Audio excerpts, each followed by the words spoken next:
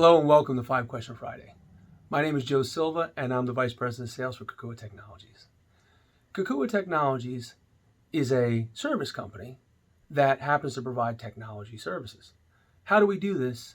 Is by providing full service support, maintenance, and protection to companies the size of 1 up to multi-million dollar projects migrating 60 plus locations to the cloud and everything in between. Kokua realizes that our local business community still really needs our support. So 5 Question Friday is a way for you and I both to learn a bit more about these businesses and how we can help them. One way that we can help is by liking and sharing this post. Also, by clicking the link that's included. By doing so, it'll enter you into a drawing for a reward from another local business. So please, sit back and enjoy 5 Question Friday. And by the way, remember, locals only. Welcome, everyone. Today we have my good friend, Ken Dunek. For those who do not know Ken, here's an abbreviated history lesson because we only have so much time and we could go on for a while. Ken is a proud former Philadelphia Eagle. He has an NFC championship ring from Super Bowl 15. He ultimately finished his playing career with the 2-time USFL champion Philadelphia Stars. Currently, he's a college football analyst for ESPN, and he's been on national shows like Real World with Neil Cavuto, and locally with Comcast Sportsnet Sports Talk Live and CBS 3 Talk Philly. But why he's here today is that he is currently the publisher of JerseyMan and PhillyMan magazines, and he has an amazing networking organization that he runs with the help of his wonderful family. It is truly a family-run local business. So, Ken, thank you so much for being here today. We appreciate it. Nice to be with you. Thanks. For those who don't know, could you give us a high level about JerseyMan, PhillyMan, the organization? Sure. Well, we're going on 11 years old now, and we had an idea to start a men's magazine. It all really stemmed from a book I had written in 2008 while my wife Terry was in the hospital recouping from a car accident. And I'd done some public speaking in the past, and people would always say, you know, you have a lot of great stories. You should write a book. So while Terry was in the hospital for a couple months, that's what I did at night. I had trouble sleeping, so I wrote a manuscript for a book. It was published, called An Improbable Journey, and a local reporter read the book and liked it, and actually approached me with the idea of doing a men's magazine. So in 2010, we did some research. The magazine business is very challenging. We knew we had to be more than a magazine, which I'll get into a little bit later in this interview, I'm sure. But we launched it, and Merrill Reese, Eagles announcer, was on the cover, focusing on men's content, although we're very women friendly. As you know, Joe, I have a wife and 4 daughters, and they would kill me if there's anything bad in the magazine. But, you know, the way we saw a niche in the marketplace that wasn't being filled with specifically men's content. So we wanted a sports, mafia, politics, martini, cigar type of a thing. And it was unique enough that we were able to sustain ourselves as a business for 3 years until we added on our club, our legacy club and chairman's club, as an addition to our business plan. And that's worked out really well. So, yeah, we're, like I said, going on 11 years old, and we feel like the future is very bright for us. And yes, you're right. You do have very high standards to uphold within the magazine, because I do know your wonderful wife, Terry, and of course your 4 daughters. And, you know, you have a lot of motivation to make sure that magazine and the club stays on the up and up, and is something, a source of pride to you. So you kind of answered somewhat, I guess, the question I was going to ask first, and that is, what inspired you to start the magazine? And in reality, do you still feel that same way today? I mean, I do. I think the reason I wanted to start the magazine is basically I had worked for people my entire life, and I wanted to take a shot at in my early 50s to instead of making somebody else rich, making myself rich. So I decided it was a good time to gamble, and felt like you know, if you have a good idea, your success is really a product of how many people you talk to. And I talked to a lot of people. I knew a lot of people because of my standing in the community, being an ex-Eagle and being in local business here for over 30 years after I retired from football. And just ran it by people and gathered enough support that we were able to make it a sustained business. And now not only do we have local markets here in Philadelphia and South Jersey, but we have a franchise company with franchises in Boston and Miami too, which is a totally separate business, but pretty exciting for us. So who knows what the future holds? Hopefully we'll be in many cities across the country, but the answer to your question is my main motivation was that I really wanted to take a shot at owning my own business, and we did that about 10 and a half years ago. That's a great answer. And it sounds like from what you're saying that because you were obviously very entrenched in the community as a former Eagle, does JerseyMan, do you feel an onus within JerseyMan to give back to that community that supported you so much during your playing days and beyond? Question. I mean, several things that we did when the pandemic hit a couple of years ago was we weren't sure what was going to happen. We weren't sure if the world was ending. The pandemic hit right at the time we were sending our April issue to the printer, which was about a $40,000 or $50,000 commitment for us at that point. So we decided to waive all of the advertising invoices for that particular issue, and we gave our club members 2 months free. And the reason why we did that is because we weren't sure what was going to happen, but we wanted to maintain our client base. And we really wanted to buy time. And we did that. And for a few months, we didn't bring in any money. We switched to a more digital format, so we saved some money on the printing. But our goal was to make sure that we knew that the people in our network knew that we had their back. We were going to try to work with them. We all had to figure it out. We all had to continue to do business and make money. I mean, we just had to do it in a different way. And I think people appreciated the fact that we were giving in that regard, and they stayed with us. And when we could do events, we did them. We did them outside. We did them under heaters. We did them at speakeasies. We did them wherever we could. But we did them on Zoom too, of course. But our goal was to keep people together, keep our network and business intact, and continue to provide value. And we did that.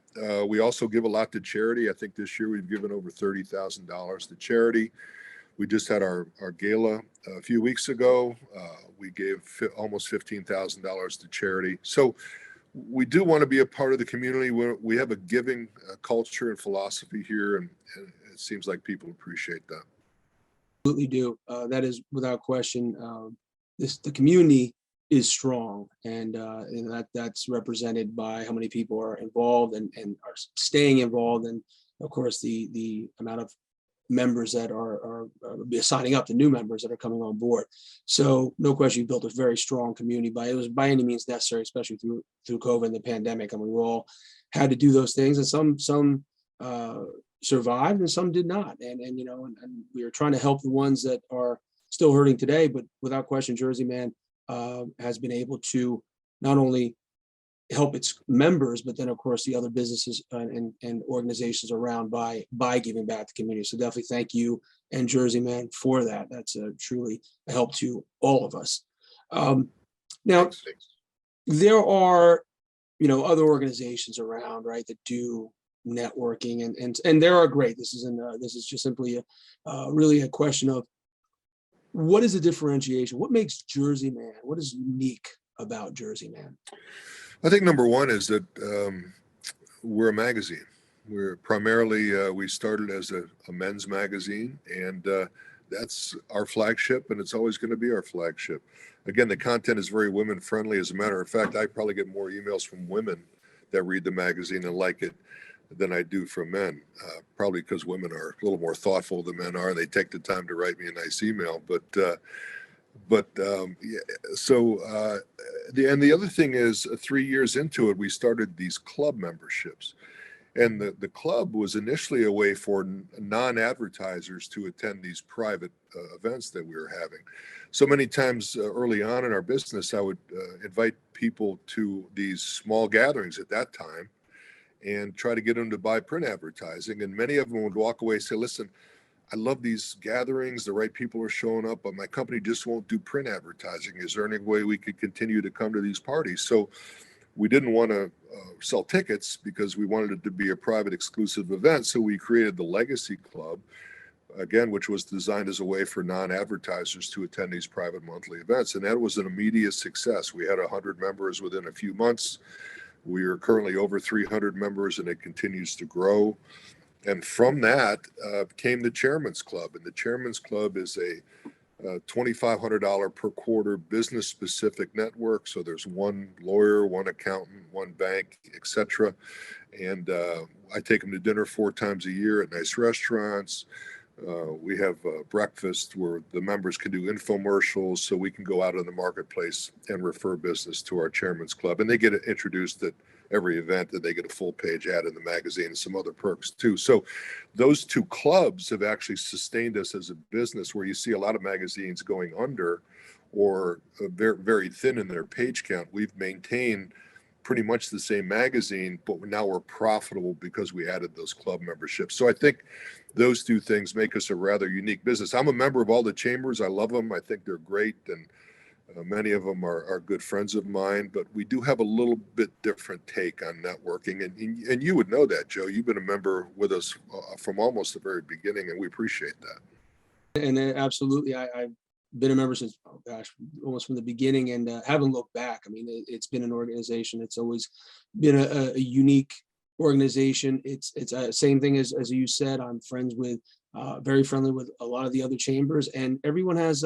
they have a different complexion, a different personality, and you know, JerseyMan has a different fit. And it's just, if you love the network, it is a social organization that happens to have some networking, and that goes along with it, and business connections are made through that. So it is definitely, I can attest to that myself in my previous life as a financial advisor. I only had my own firm for many years.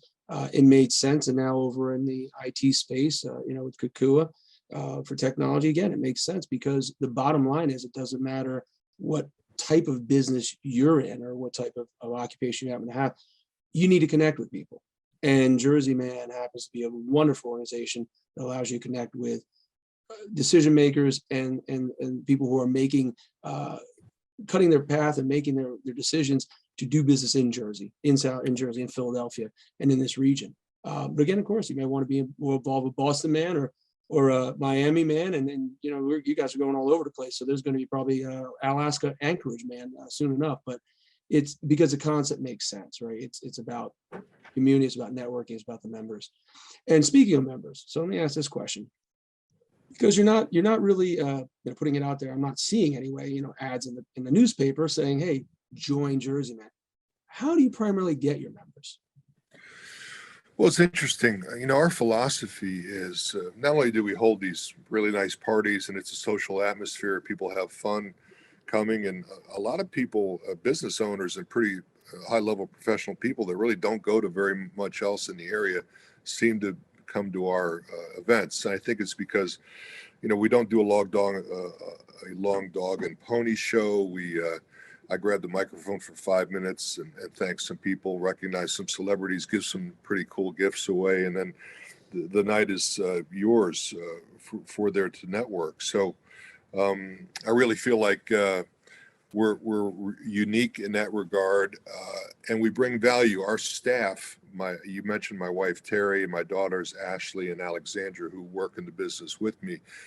We spend every day trying to connect people with potential business partners in and out of our network. So our philosophy is, if we can get you some business out of it, not only are you going to become a member for a long time, but you're going to tell other people about it. And that's exactly what happened. Most of our sales right now are referral sales from people like yourself who've had a positive experience with the club and say, hey, I have a friend that I think might benefit from this. And then we do the legwork and invite them to an event, and they see the dynamic once they're there live, and they come on board. So we really owe a lot to our members that feel comfortable enough to refer their clients to us, and that's been a great resource for us. More. That was absolutely the organic growth through current members seems to be the best way, because people get it, the members get it, and they're the best advertising you can have.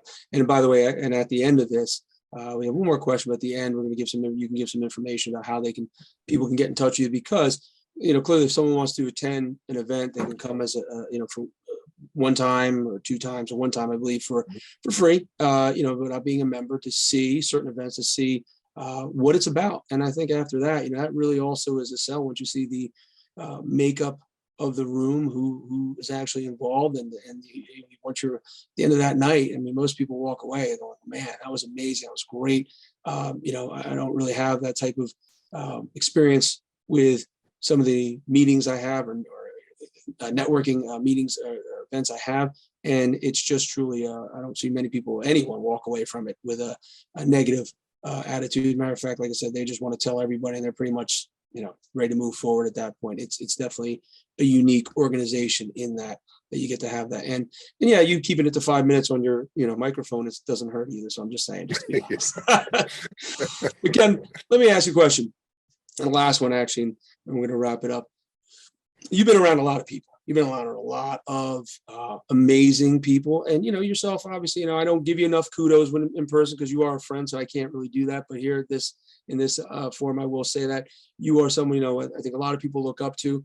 You've been around a lot of people that you're between coaches like Dick Vermeil and players, other players you play with, Ron Jaworski, et cetera. We go down the list.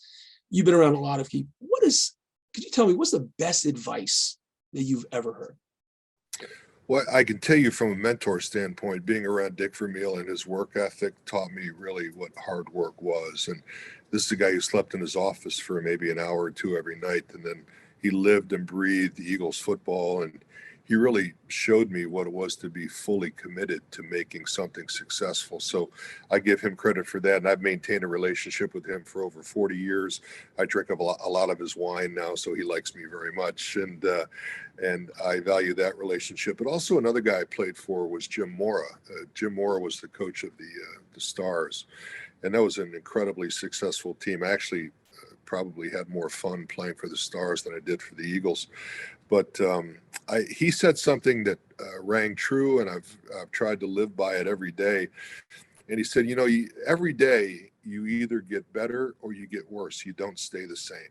So if you don't do anything to better yourself today, you're not staying the same. You're worse.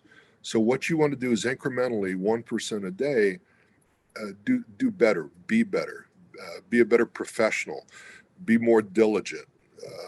Be a better husband, be a better father, go the extra mile for your clients. And I really think that's a healthy philosophy, because if you can improve this much every single day, imagine where you're going to be, a year from now, 10 years from now. So it's hard to do. I mean, there are days when I'm lazy and I don't get better, and I slide back, and then I make the incremental steps forward again. And I think that's probably some of the best advice I've ever gotten. That's quite almost preordained, because I literally had that exact conversation, not knowing what your answer was going to be, with my 10-year-old son. Exactly the same comment. There isn't neutral in life. It's either forward or reverse, right? You don't have to, if you want to plant, you have a field and you want weeds to grow, you don't have to do a thing. They'll automatically grow. But you want flowers, it takes work. So that's awesome advice, because that was absolutely right on the money. It's funny, my 10-year-old son, we had that conversation. I'm going to play this for him. Maybe he'll listen to you, because his 10-year-old son. So I don't know if he listened to me. Well, that's what kids do. That's right. All right, Ken, listen, thank you so much. This has been wonderful. That's it for the 5-question Friday. You've been an absolute amazing guest. I really appreciate the questions. Now, last thing though, for you, if you could, please let the viewers know how they can get in touch with you, get in touch with JerseyMan, or find out more about JerseyMan. How can they give us your information, social media, email, what have you? Sure. Well, the best way to check out the magazine, it's on our website for free. If you go to JerseyManMagazine.com, you can read the current issue of the magazine. It happens to be Bruce Arians, the Tampa Bay coach, who I got friendly with when he was the Temple football coach many years ago. If you want to attend an event, you can always email me, Ken at JerseyManMagazine.com. As a matter of fact, on our website, we have videos of some of our events, and the gala that we just had about 3 weeks ago is up on there, and you can see the dynamic. As you mentioned, Joe, it's almost hard to explain until people see the dynamic of what we've created in the room, and then their eyes light up and they go, yeah, this is something I want to be a part of. So yeah, check out the website, email me. I'm happy to have you as a guest to come take a look at the JerseyMan Network and see what we can do for you and your business. Can't agree more. And we're going to leave it at that. Once again, thank you so much for being a guest today. It's been absolutely amazing.